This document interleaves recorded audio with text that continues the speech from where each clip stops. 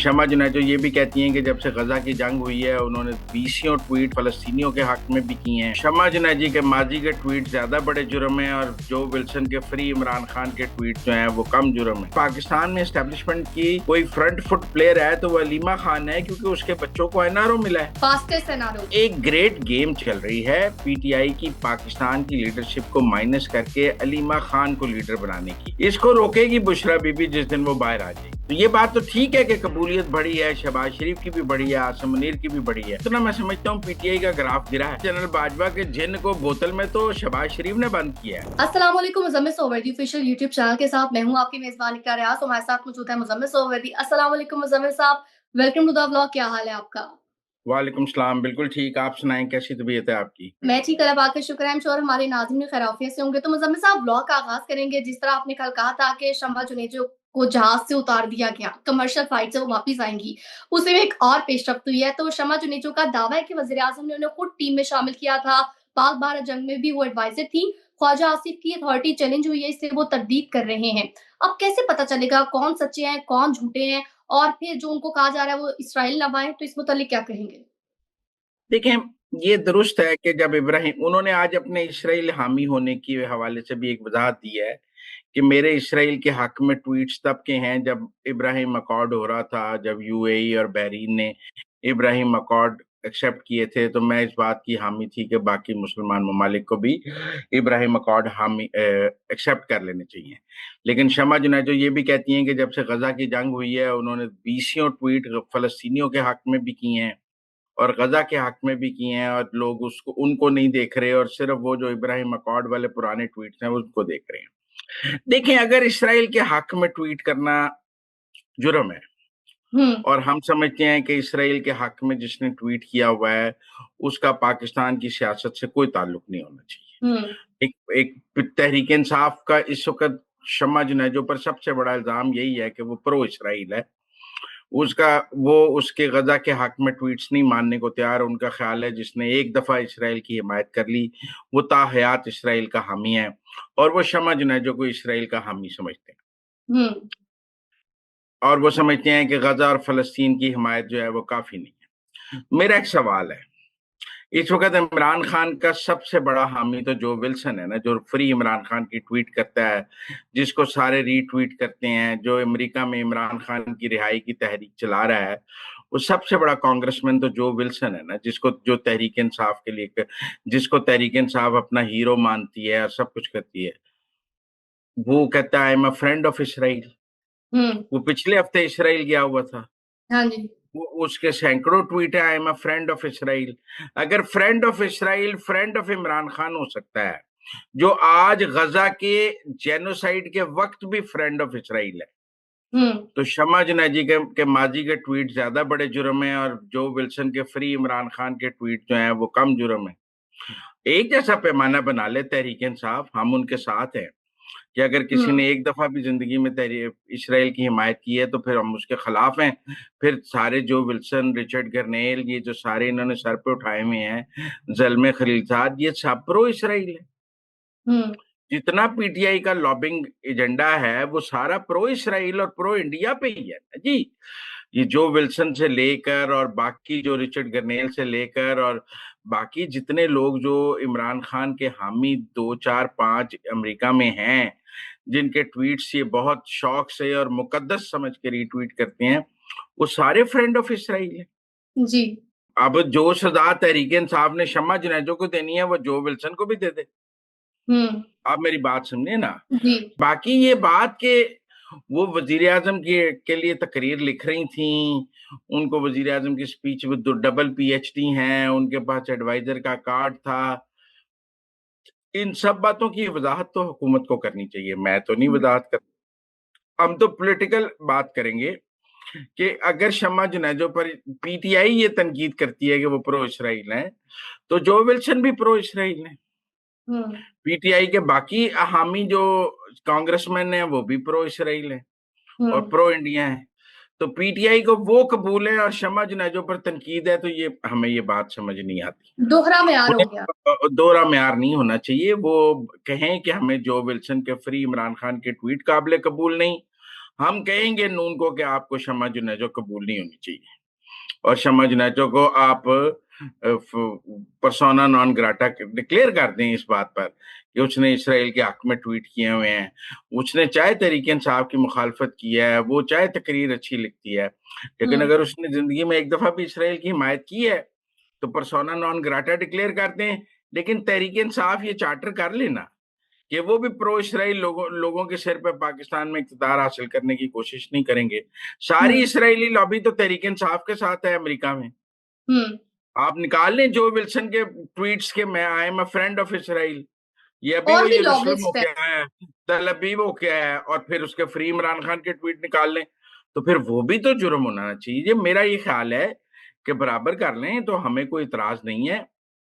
मैं कोई शम्मा जुनेजो का वकील नहीं, मैं कोई उनका हामी नहीं हूं। मैं अब भी समझता हूं कि मैं तो वैसे ही इस बात के हक में नहीं हूं कि ओवरसीज को जो है वो पाकिस्तान के मामलात में आप इक़्तिदार में हिस्सा दें, जिनके पास डबल पासपोर्ट है, ड्यूल नेशनैलिटी है, जिन्होंने किसी और मुल्क के आइन और कानून का हलफ उठाया हुआ है, उनको पाकिस्तान के इक़्तिदार के मामलात में हमें इंटरफेयर मुलव्वस नहीं करना चाहिए। मेरी स्टैंडर्ड ओपिनियन है कि Pakistan should be governed and Pakistan should be run by the son of soils Pakistanis. और मैं किसी ऐसे बंदे को जो बाहर बैठा है पाकिस्तान का ठेकेदार मानने के लिए तैयार नहीं कि वो वाशिंगटन से या लंदन से बैठ के हमें बताए कि हमें मुल्क कैसे चलाना है। हमें उसके मशवरों की जरूरत ही नहीं है। वो उसने एक और मुल्क की शहरियत ले ली, उसने एक और मुल्क से वफादारी की कस्में खा ली, ग्रीन कार्ड ले लिया, अब नेशनैलिटी ले ले, वो जाने और वो मुल्क जाने। वो हमारे मुल्क का अब ठेकेदार ना बने, हम जाने, हमारा नसीब जाने। मुज़म्मिल साहब, आगे बढ़ते हुए आपसे जानना चाहूंगी, पीटीआई जलसा कल सबने देखा, सारे जो दावे थे वो गलत साबित हुए। अब जो कुछ हमदर्द यूट्यूबर्स हैं उनकी जानिब से कहा जा रहा है कि क़यादत कोई लाएअमल तैयार नहीं कर सकी, तो अलीमा खान को अब आगे आना चाहिए, उनको पार्टी को लीड करना चाहिए। तो आपको क्या लगता है, अलीमा खान ग्रुप जो है अब वो जीत गया है? हाँ, मेरा ख्याल है अलीमा खान आहिस्ता आहिस्ता ये एक राय बना रही हैं कि उन्हें पार्टी की लीडरशिप दी जाए, और वो मौजूदा पार्टी की हर नाकामी से खुद फायदा उठाना चाहती हैं। और आज भी कल के जलसे की नाकामी का वो फायदा उठाने के लिए उन्होंने अपना सोशल मीडिया एक्टिव किया हुआ है।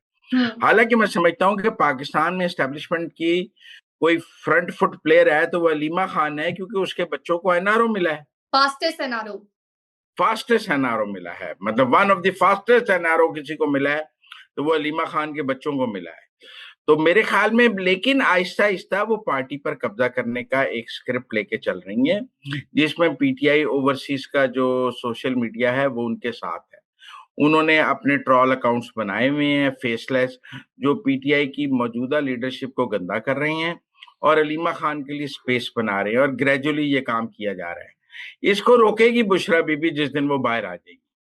आपको क्या ये लगता है लड़ाई कब बाहर शुरू, आएंगी? ये मुझे नहीं पता, क्योंकि पिछली दफा बुशरा बीबी ने बाहर आकर रूल्स ऑफ द गेम तोड़े थे हैं। तो अगर बुशरा बीबी की कोई सेटलमेंट हो जाती है एस्टेब्लिशमेंट से, अभी तो देखें बुशरा बीबी को जेल में रखने का फायदा तो अलीमा खान को हो रहा है ना। अगर आज बुशरा बीबी बाहर होती तो अलीमा खान की इतनी इतनी तो नहीं जल सकती थी। इमरान खान की तर्जुमान तो फिर बुशरा बीबी बन जाती, उनका खामन था, वो तो अलीमा को नेड़े ना फड़कने देती, ये तो वजीर आजम हाउस बांट नहीं सकती थी। ये फायदा तो अलीमा खान को बुशरा बीबी की कैद का है ना, कि बुशरा बीबी अंदर बैठी है, जब वो बाहर आएगी तो वो इनको चैलेंज करेगी, वो इनको इसकी इनकी लीडरशिप को चैलेंज करेगी। लेकिन अभी एक ग्रेट गेम चल रही है पीटीआई की, पाकिस्तान की लीडरशिप को माइनस करके अलीमा खान को लीडर बनाने की। और कल के जलसे में, मिशन नूर में, इससे पहले हर जगह हम देख रहे हैं कि पीटीआई का ओवरसीज ट्रॉल मीडिया जो है वो इस स्क्रिप्ट पे पिछले एक साल से काम कर रहा है। उनको पैसे दिए जा रहे हैं, उनको क्या किया जा रहा है, लेकिन एक साल से पीटीआई का जो सोशल मीडिया है, जो इसके सिर पे इमरान खान बहुत नाज करता है, वो अलीमा खान के पास है। वो इमरान खान की बात तो करता है, पीटीआई का नैरेटिव तो बनाता है, लेकिन अलीमा खान को लीडर बना रहा है और बाकी सबको जीरो कर रहा है।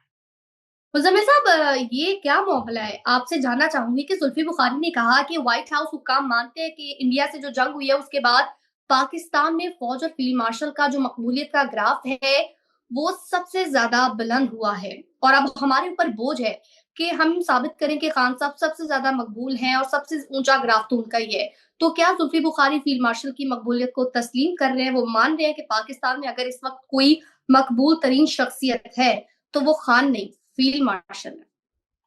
देखिए, जंग जीतने के बाद फील्ड मार्शल का ग्राफ अवाम में मजबूत हुआ है, हुँ, इसमें तो कोई दो राय नहीं।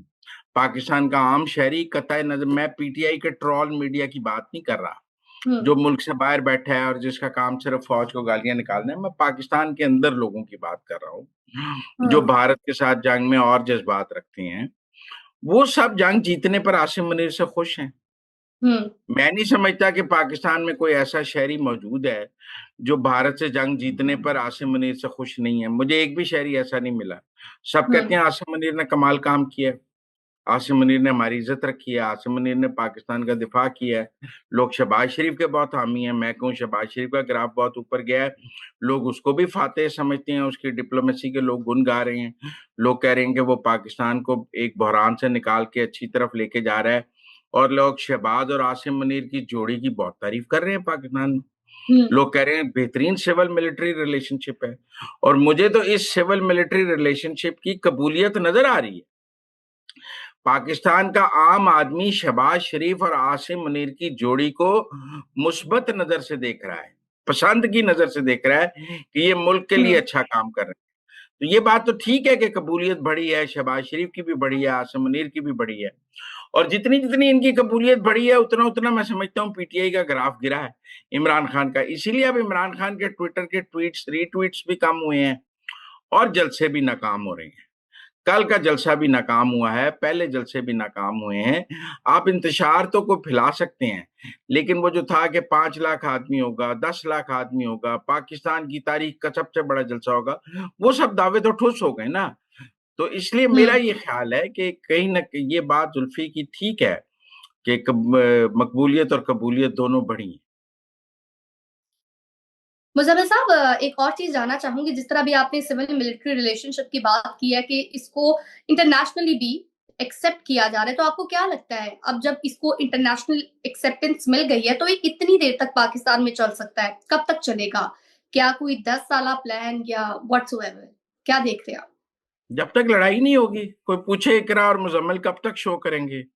जब तक लड़ाई नहीं होगी तो शो करते रहेंगे हुँ, इकट्ठे।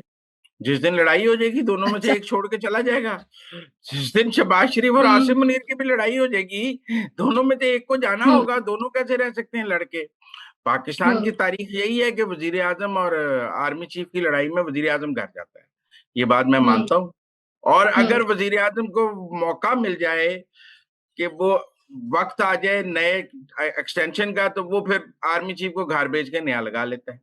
तो ये दोनों किस्म के काम भी हुए हैं। राहील शरीफ को घर भी भेजा गया है।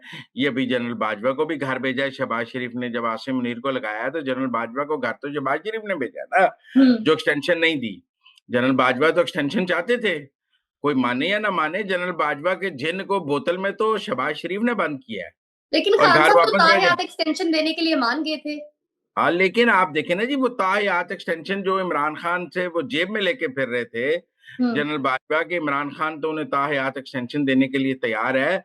उस ताहयात एक्सटेंशन की जो बोतल है वो तो शहबाज शरीफ ने फोड़ दी ना। हुँ, उसने वो जिन बोतल से निकाल के आउट कर दिया और आसिम मुनीर को लगा दिया। तो अगर कोई पूछे कि इस मुल्क को जनरल बाजवा से जान किसने छुड़ाई, वो शहबाज शरीफ ने छुड़ाई। ये हुँ। मौका मिलने की बात है, लेकिन अभी ये जोड़ी ठीक चल रही है। मुझे नहीं लगता अभी मुस्तकबिल करीब में दोनों की लड़ाई होगी। अभी ये मामला चलेंगे। अभी ये सिविल मिलिट्री रिलेशनशिप की जो अच्छाई है, दोनों एंजॉय कर रही हैं, दोनों को सक्सेस मिल रही है, दोनों को कबूलियत मिल रही है, दोनों को कामयाबी मिल रही है, लिहाजा दोनों इसको एंजॉय कर रहे हैं। लिहाजा ऐसा नहीं हो। मुज़म्मिल साहब दौरे वॉशिंगटन में एक तस्वीर सामने आई कि जिसपे फील्ड मार्शल और वज़ीर आज़म शहबाज शरीफ सदर ट्रंप को मिनरल्स के सैंपल दिखा रही हैं और इस पर जो पीटीआई ट्रोलर्स हैं स्पेशली कासिम खान सूरी साहब उनकी जानिब से कहा गया है कि जमीन से लेकर जमीर और गैरत तक सब कुछ बिक रहा है। तो सवाल ये कि क्या मिनरल्स निकालने की जो सरमायाकारी और मशीनरी है वो कासिम सूरी या पीटीआई के ट्रोलर्स के पास मौजूद है? देखें, बात यह है कि पाकिस्तान के पास रेयर अर्थ मिनरल्स $1 ट्रिलियन की हैं। हुँ, ठीक है ना? हुँ, और ये बात फील्ड मार्शल आसिम मुनीर मंजर आम पर लेके आए हैं। इमरान खान के दौर में तो ये बात किसी ने हमें नहीं बताई थी कि हुँ, पाकिस्तान के पास $1 ट्रिलियन के रेयर अर्थ मिनरल्स हैं। ये भी तो ट्रंप को मिलने गए थे, इन्होंने को रेयर अर्थ मिनरल्स की बात की थी, ये वर्ल्ड कप जीत के आए थे ट्रंप को मिलकर, उसमें रेयर अर्थ मिनरल्स थे। आसिम हुँ, मुनीर ने अमेरिका को कहा है कि पाकिस्तान के पास $1 ट्रिलियन के मिनरल, रेयर अर्थ मिनरल्स हैं, आइए मिलकर निकालते हैं, इसमें पाकिस्तान की भी खुशहाली है और अमेरिका का भी फायदा है। और मैं हुँ। समझता हूँ कि हमें वो जो जमीन के नीचे छुपा सोना है वो निकालना चाहिए और जी, उससे दुनिया को ट्रेड करनी चाहिए। रेयर अर्थ मिनरल्स रूस बेच रहा है, चीन बेच रहा है, दुनिया के बहुत सारे मुल्क रेयर अर्थ मिनरल्स में डील कर रहे हैं। अगर हम अमेरिका की पार्टनरशिप रेयर अर्थ मिनरल्स पे ले लेते हैं, चीन चीन आ जाता है, सऊदी अरब आ जाता है, तो ये पाकिस्तान का मुफाद है, ये पाकिस्तान का नुकसान तो नहीं है। दुरुस्त कासिम फरमाया। सूरी कासिम सूरी को शायद पाकिस्तान का मुफाद अच्छा नहीं लगता और वो एक, मैं उन्हें एक आइन शिकन के तौर पे देखता हूँ। मुझसे अगर कोई पूछे कि कासिम सूरी कौन है, तो मैं कहूंगा वो एक आइन शिकन है, उसने पाकिस्तान का आइन तोड़ा है और भगोड़ा है।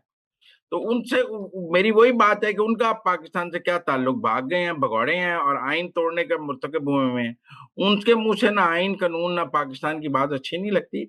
लेकिन मेरे ख्याल में रेयर अर्थ मिनरल्स हमने ट्रम्प को प्रेजेंट किए हैं और हमने कहा जी देखें ये हमारे पास हैं, आइए मिलकर निकालते हैं, दैट्स वेरी गुड, मैं इसके हक में हूँ, मुझे तो इसमें कोई बुराई नहीं लगती, मुझे तो ये स्मार्ट मूव लगती है, मुझे तो ये एक अच्छा पाकिस्तान की सेल्समैनशिप लगती है। और अगर आसिम मुनीर पाकिस्तान के लिए काम कर रहे हैं, शहबाज शरीफ पाकिस्तान के लिए काम कर रहे हैं, ये दोनों अगर वहां पाकिस्तान के लिए कुछ ले रहे हैं तो मुझे क्या एतराज है, मैं तो खुश हूँ।